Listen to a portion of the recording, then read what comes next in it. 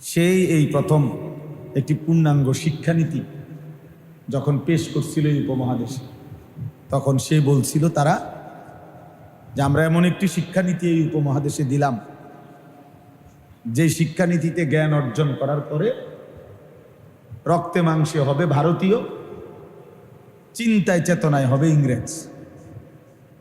চুল, চেহারা, লেবাস, পোশাক, চলন বলন, আচরণ, উচ্চারণ, পছন্দ অপছন্দ, রুচি, কালচার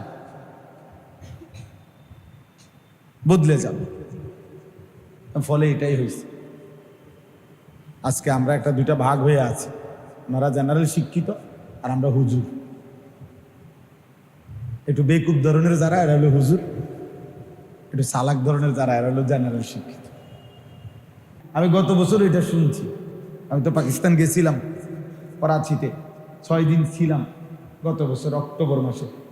তো তখন আল্লামা তাকি উসমানী দামাত বারাকাতুহুমের মাদ্রাসাতেই ছিলাম, ওনার জামিয়াতে। তো তখনও শুনছি। তো উনি ওইখানে লিখছে যে আমি কানাডার সবচেয়ে বড় ইউনিভার্সিটিতে গেছি এবং সেখানে দেখছি ইসলামিক স্টাডিজ আলাদা ডিপার্টমেন্ট আছে। ইসলামিক স্টাডিজ ডিপার্টমেন্টের লাইব্রেরি ইসলামী বইপত্রে ভরা। পৃথিবীর যেই কোনো আন্তর্জাতিক ইসলামী বিশ্ববিদ্যালয়ের লাইব্রেরির কিতাবের চাইতে 100 গুণ বেশি। এবং ক্লাসরুমে গেছি, ক্লাসরুমে গিয়ে দেখছি লেকচারার ইসলামিক স্টাডিজের উপরে এমন অসাধারণ লেকচার দিচ্ছে যে যেই কোরআন সুন্নাহর তথ্য, দলিল, প্রমাণ যেটা আমরাও শুনি নাই, মানে উনি বলছে। কিন্তু যারা পড়তেছে তারাও খ্রিস্টান, যিনি পড়াচ্ছেন তিনিও খ্রিস্টান। 100% কেউ যদি আল্লাহর দ্বীনের জন্য নিজেকে সমর্পণ করে, ইলমের জন্য, কোরআন সুন্নাহ, তো কিছু অর্জন। এটা আমরা ছোটবেলায় ছাত্র জীবনে বারবার শুনছি উস্তাদদের, বুজুর্গদের কথা, এটা মনীষীদের কথা। আল ইলমু বখিলুন জিদ্দা, ইলম বড় বখিল, কোরআন সুন্নাহর ইলম বড় বখিল। লা ইউতিকা বা'দাহু হাত্তা তু'তিয়াহু কুল্লাক। তুমি যদি তোমার পুরা নিজেকে দাও তাহলে ইলম তোমাকে কিছু দেবে, কিছু দেবে। 100% কেউ যদি কোরআন সুন্নাহর ইলমের জন্য নিজেকে উৎসর্গ করে তো কিছু ইলম হয়। ইলম আর জ্ঞান এক কথা না।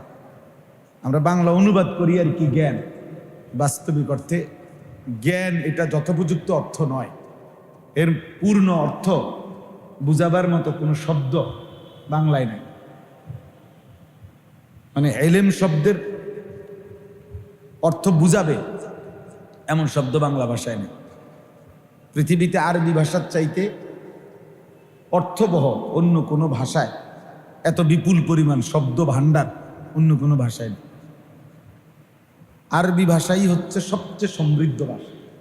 এটা গায়ের জোরের কথা না, যুক্তির কথা। মানে এটা বাস্তবিক অর্থেই যুক্তিসঙ্গত দাবি এবং প্রমাণ শুদ্ধ দাবি। পৃথিবীর সবচেয়ে দুর্বল ভাষা ইংরেজি ভাষা, ফকির ভাষা, অভাবী ভাষা। গায়ের জোরে রাষ্ট্র ক্ষমতা যখন কারো থাকে তো সে তার বহুত নিয়ম কানুনও চাপাই দিতে পারে। এই জন্য পৃথিবীতে ব্রিটিশ যখন ব্যাপকভাবে পৃথিবীতে শাসন করেছে, সাম্রাজ্যবাদ, তো এই জন্য আরবি ইংরেজি ভাষাটাকে ইউরোপ আমাদের সবার উপরে চাপায় দিছে। 190 বছর এক টানা আমাদের এই উপমহাদেশ ব্রিটিশ শাসন করছে। এটা 1-2 দিন না, 190 বছর। খামখেয়ালি কথা। 16 বছরে মোর কলজা শুদ্ধ বুক মাটিতে লাগিয়া গেছে। 190 বছরে হেরার কি অবস্থা হয়েছে বুঝেন না? দিবানিশি দোয়া ইউনুস পড়তে হইছে, রাতকে রাত কানতে হইছে। তাহলে 190 বৎসর বেঈমান কি কষ্ট দিছে এই উপমহাদেশের মুসলমানদের। সেই ক্ষেত্রে সর্বত্র ইংরেজি ভাষাকে ব্যাপকভাবে চাপায় দিছে। 1831 সনে, তখন ব্রিটিশ পিরিয়ড, লর্ড ম্যাকলে সেই এই প্রথম একটি পূর্ণাঙ্গ শিক্ষানীতি যখন পেশ করছিল এই উপমহাদেশে, তখন সে বলছিল তারা যে আমরা এমন একটি শিক্ষানীতি এই উপমহাদেশে দিলাম, যে শিক্ষানীতিতে জ্ঞান অর্জন করার পরে রক্তে মাংসে হবে ভারতীয়, চিন্তায় চেতনায় হবে ইংরেজ। চুল, চেহারা, লেবাস, পোশাক, চলন বলন, আচরণ, উচ্চারণ, পছন্দ অপছন্দ, রুচি, কালচার বদলে যাবে। ফলে এটাই হয়েছে। আজকে আমরা একটা দুইটা ভাগ হয়ে আছি, ওনারা জেনারেল শিক্ষিত আর আমরা হুজুর। একটু বেকুব ধরনের যারা এরা হলো হুজুর, একটু চালাক ধরনের যারা এরা হলো জেনারেল শিক্ষিত। বুঝলেন? আমরা একটা অদৃশ্য দেওয়াল তৈরি করে নিচ্ছি। একদল হলো জেনারেল শিক্ষিত, একদল হলো হুজুর। একদল বাংলা, অঙ্ক, ইংরেজি একটু ভালো জানে, আরেক দল আরবি একটু ভালো জানে। একদল কোরআন শরীফ বিশুদ্ধ পড়তে পারে, আরেক দল কোরআন শরীফ অশুদ্ধ। একদল ওযু, নামাজ, সূরা, কেরাত, দোয়া, কালামকে খুব গুরুত্ব দেয়, আরেক দল জেনারেলকে খুব, শিক্ষাকে খুব গুরুত্ব। এইভাবে আমরা মেনে নিচ্ছি। অথচ এই পৃথিবীতে মুসলিম শাসন আমলে আমরা স্পষ্ট কিতাবে, ইতিহাসের কিতাবে আমি নিজে পড়ছি, আমার কাছে বই আছে, বাংলা অনুবাদ হয়েছে, মুসলিম জাতি বিশ্বকে কি দিয়েছে, মাজা কদ্দামাল মুসলিমুনা আমামাল আলাম, 4 খণ্ডে এটা অনুবাদ হয়েছে, ডক্টর রাগিব সারজানির লিখিত বই। একটা সময় ছিল একই শিক্ষা প্রতিষ্ঠানে মুসলমানের মুহাদ্দিস, যিনি হাদিস পড়াইতেন, তিনিও হাদিস পড়াইতেন। ওই প্রতিষ্ঠানেই জ্যোতির্বিজ্ঞানী, যারা মহাকাশ নিয়ে গবেষণা করে, এরকম বিজ্ঞানী গবেষকরা,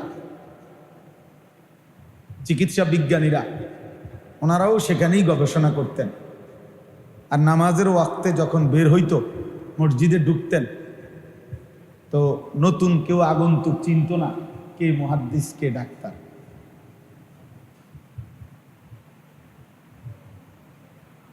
কে ফকিহ আর কে বিজ্ঞানী, আলাদা কি হইতো না, চিনত না। অর্থাৎ লেবাস, পোশাক, চুল, চেহারা, চিন্তা চেতনায় বরাবর ছিল। বিষয় ভিন্ন হইতে পারে, সবাই একটা নিয়ে পড়ে থাকলে তো হবে না, এটা সবাই তো যুক্তির কথাই, এটা হবেও না। নাহনু কাসামনা বাইনাহুম মাঈশাতাহুম ফিল হায়াতিদ দুনিয়া। কোরআনে আল্লাহ তাআলা বলছেন, আমি আল্লাহ, আমি নিজেই আমার বান্দাদের মাঝে এই পৃথিবীতে উপার্জনের একাধিক মাধ্যম, মাঈশাত, আমি বন্টন করে থাকি। আল্লাহ বলেন এটা আমি বন্টন করি। অতএব এই যে বিভিন্ন জন বিভিন্ন পেশায় আস্তে আস্তে ঢুকে যায়, আল্লাহ বলেন এটা আমার বন্টন।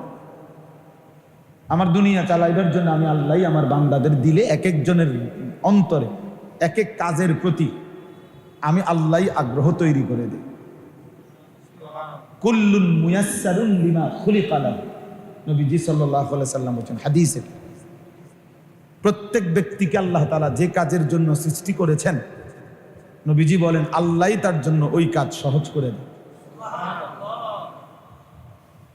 সিমেন্টের ফ্যাক্টরিতে বেটা কেমনে কাম করে আমাদের মাথার ধরত না,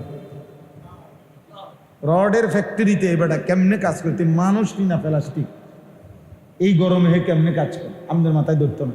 কিন্তু সে তো বছরের পর বছর করতেছে না। ওর জন্য স্বাভাবিক।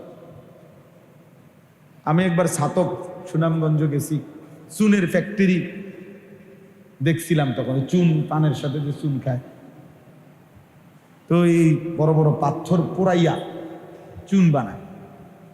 তো এইটার যে ফ্যাক্টরিটা, এটা মনে হচ্ছে একটা মানে আগুনের গোলা, জাহান্নামের টুকরা। এত গরম, এত আগুন, ধাউ ধাউ করে জ্বলতেছে আগুন। এখান থেকে মনে করেন 50 হাত দূরে থাইকাও আমার মনে যেন পুড়ে যাচ্ছে এরকম। কিন্তু এটা সামনে দাঁড়ায়া, এর লম্বা লম্বা শিক লোহার, এটা দিয়ে দেখলাম শ্রমিক লাড়তে আছে, উড়াইতে আছে, লড়াইতে হেঁটে দেখলাম ইজি তার কাছে বিষয়। আমার জন্য রীতিমতো অবাক যে আরে করে কি কেন। যাই হোক, বলতেছিলাম এটাই ছিল মুসলমানের বৈশিষ্ট্য। আজ আমরা ভাগ হয়ে গেলাম, আমাদের পরাজয় সেদিন থেকেই শুরু হয়েছে, আমাদের ব্যর্থতা সেদিন থেকেই শুরু হয়েছে। যার ফলে আজকে আমরা সংখ্যাগরিষ্ঠ মুসলমানের সন্তানকে বুঝাইতে হয় প্রতিদিন যে ভাই কোরআন শরীফ শুদ্ধ করা দরকার। মুসলমানকে বুঝাইতে হইতেছে প্রতিদিন। এর চাইতে বড় আফসুস, এর চাইতে বড় ব্যর্থতা আমাদের আর কি হইতে পারে। মুসলমানকে এটা বুঝাইতে হইতেছে প্রতিদিন সূরা কেরাত, দোয়া, কালাম শুদ্ধ করতে হয়, উচিত। ওযু, গোসল সুন্নত মোতাবেক শেখা উচিত। এই কথা মুসলমানদেরকে প্রতিদিন বলতে হইতেছে। আর ওনারা উত্তর দিতেছে, হুজুর আমরা জেনারেল শিক্ষিত, তো এজন্য আমাদের একটু কম হবে, এটাই স্বাভাবিক, কিছু মনে করবেন না। শুদ্ধ কয়, বাংলা কয় শুদ্ধ, তাব্বাতিয়াদা কয় অশুদ্ধ। ইংরেজি উচ্চারণ খুব শুদ্ধ, কুল হুয়াল্লাহু আহাদ সূরা আমরা নুরানির মক্তবের বাচ্চা শুনলে হাসতে হাসতে গড়াইয়া পড়ে যে ইন্নালিল্লাহ, এগুলো কি কয়, সাসাইডি কি পড়ে।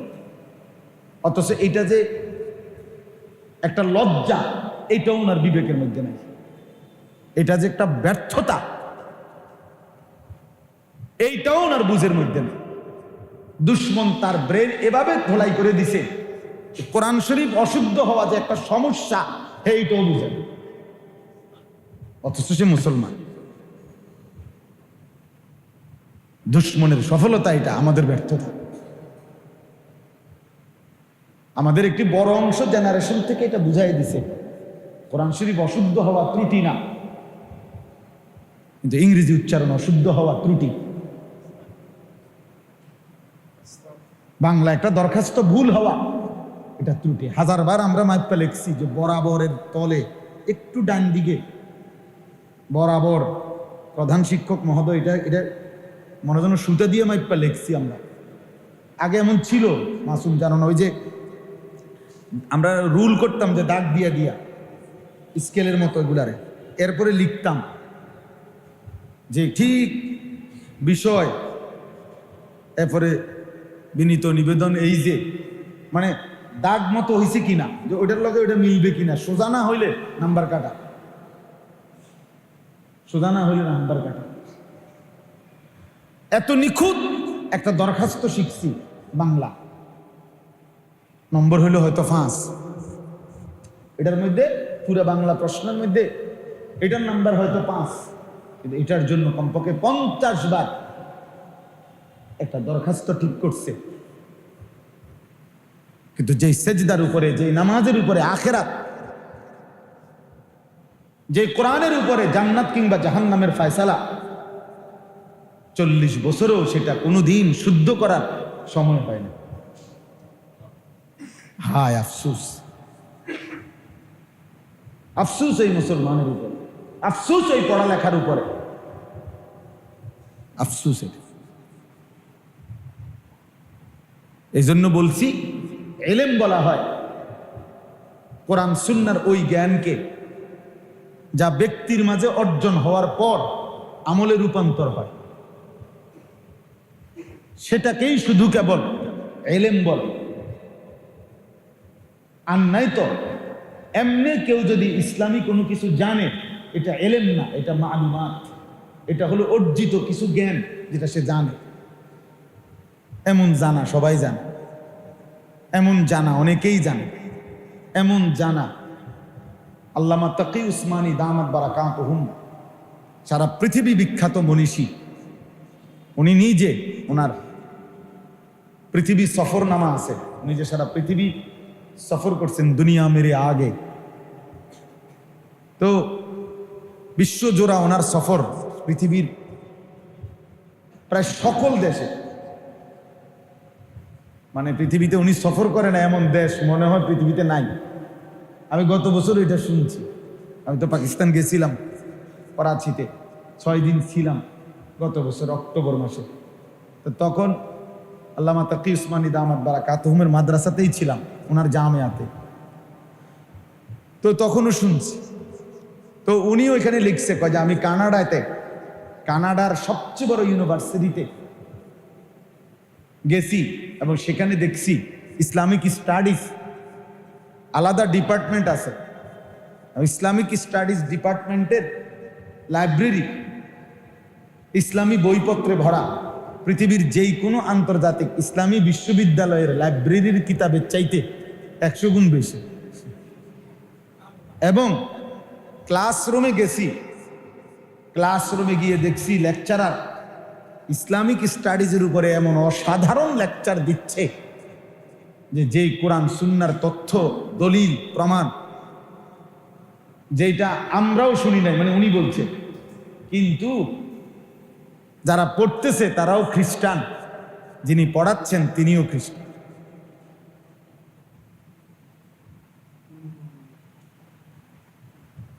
কি বুঝলেন? এই পৃথিবীতে একটি হাদিসের শব্দ এখন না মোবাইলে সহজ হয়ে গেছে, অনলাইনে,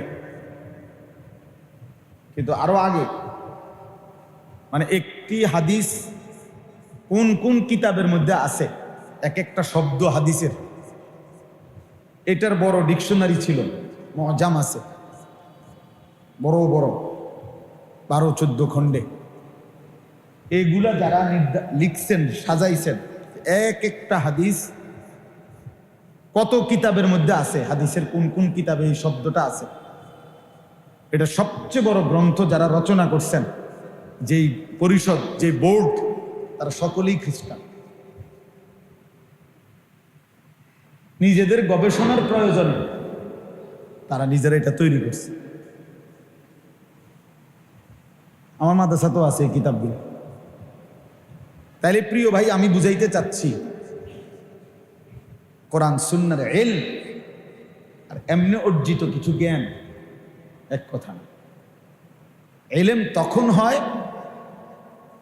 যখন তা আমলে রূপান্তর, তখন ওইটারে শুধু বলে ইলম, এটা শুধু জ্ঞান বললে হতো না।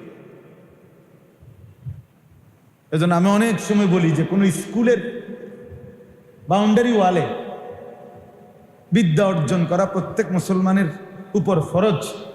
নিচে আল হাদিস ওয়াল রাইটিং করছেন, অসম্ভব কথা। এটা কেন লিখলেন? কাকে ধোকা দিলেন? কাকে বুঝাইতে চাইলেন? রাসূলুল্লাহ সাল্লাল্লাহু আলাইহি সাল্লামের হাদিসের মাকসাদ এই বিদ্যালয়ে যে নৃত্যকলা, চারুকলা, এই বিদ্যালয়ের মধ্যে যে আর্ট, আঁকাঝোঁকা, এই বিদ্যালয়ের মধ্যে যে নাচ গান, এই বিদ্যালয়ের মধ্যে যেই বার্ষিক পুরস্কার বিতরণী অনুষ্ঠানে ক্লাস 6, 7, 8 মেয়ে নাচে, এইটা অর্জন করা ফরজ। এটার জন্যই নবীজি এই আল হাদিস বলছে। হ্যাঁ, আপনি এটা কীর্তন লেখছেন, এনে লেখছেন কেন? এটা কি বুঝাইতে চাইছেন? এটা রাসূলুল্লাহ সাল্লাল্লাহু আলাইহি ওয়াসাল্লাম হারাম শিখতে বলছে, নাজায়েজ শিখতে বলছে, শরীয়তে অনুমতি নাই এমন কিছু শিখতে বলছে কেন? নবীজি সাল্লাল্লাহু আলাইহি সাল্লাম যতক্ষণ পর্যন্ত জিব্রাইল রবের নাম বলে নাই, 3 বার বলার পরেও নবী মুহাম্মদ সাল্লাল্লাহু আলাইহি সাল্লাম ওই শব্দটা উচ্চারণ করে নাই, ইকরা। জিব্রাইল 3 বারই বলছে ইকরা, ইকরা, ইকরা, বলছে না, হইতো না। এরপরে কি কর? শুধু পড়লে হবে না, জিব্রাইল যখন জিব্রাইল তৃতীয়বারের পরে বলছে ইকরা বিসমি রাব্বিক, রবের নামে পড়েন, আল্লাহর নবী বলেন হয়তো এইটা না বলবা। এরপরে মুহাম্মদ আরবি যখন পড়তে শুরু করছে 23 বছর তিনি অনবরত পড়েই, আর কোনদিন আর থামছে কোনদিন। যেদিন বলছে জিব্রাইল ইকরা বিসমি রাব্বিক, রবের নামে পড়েন, রবের নামে হলে পড়বো জিব্রাইল, নাই তো মা আনা বিখারিইন, আমি পড়তেই জানি না। অথচ পড়তেই জানি না কি নবীজি এটা বুঝছে না যে উনি যেটা কইব এটা কইতে কইতেছে, এটা আবার আগের থেকে জানানোর কি আছে? কোনো বাচ্চাকেই তো শিখায় এরকম যে তুমি, আমি বলতেছি তুমি সাথে সাথে বলো আউযু বিল্লাহ, বাচ্চা বলে আউযু বিল্লাহ মিনাশ শাইতানির রাজিম রাজিম রাজিম রাজিম, এমনি তো শিখায় বাচ্চারা। তো জিব্রাইল তো এটাই বলছে, উনি তো বুঝছে, কিন্তু উনি বলছে না। নবী সাল্লাল্লাহু আলাইহি সাল্লাম বলছে না জিব্রাইল, শুধু শুধু পড়লে হবে না, রবের নামে পড়তে। ইকরা বিসমি রাব্বিক, রবের নামে পড়া।